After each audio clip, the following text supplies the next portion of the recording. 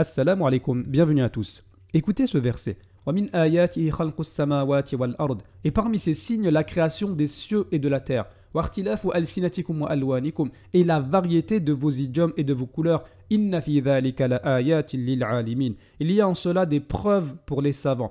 Autrement dit, parmi les signes de l'existence d'Allah Azzawajal, il y a le fait qu'il nous ait créés différents, avec des langues différentes, avec des couleurs différentes. Cependant, toute personne qui s'oppose aux signes d'Allah fait partie des ignorants. Et malheureusement, certaines personnes n'aiment pas les signes d'Allah. Ah non, moi, j'aime pas les noirs. Quoi, les arabes? Oh, on ne parle même pas des asiatiques. Plutôt que de méditer sur les signes d'Allah pour se rapprocher d'Allah, ces gens-là méprisent les autres par leur racisme et se rapprochent du diable. En effet, le premier qui a fait preuve de racisme, c'est le diable. L'origine même du racisme, ça vient de Satan.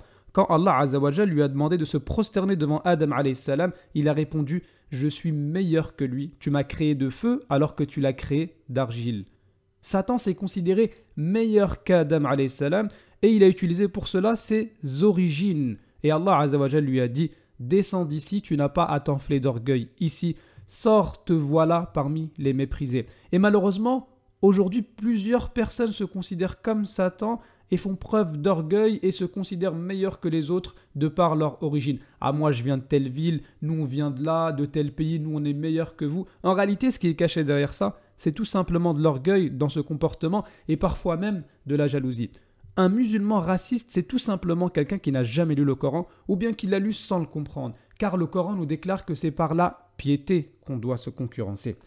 Ya ayyuhan nasu inna khalaqnakum min dhakarin wa untha. Ô hommes, nous vous avons créé d'un mâle et d'une femelle. Wa ja'alnakum shu'uban wa qaba'ila lita'arafu. Et nous avons fait de vous des nations et des tribus pour que vous vous entreconnaissiez. Inna akramakum 'indallahi atqakum. Le plus noble d'entre vous auprès d'Allah est le plus pieux. Inna Allah alimun khabir. Allah est certes omniscient et grand connaisseur.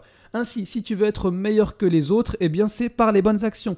Et un des moyens de faire des bonnes actions, c'est justement de méditer sur la création, et en particulier sur les différentes couleurs qu'Allah a choisies pour nous créer.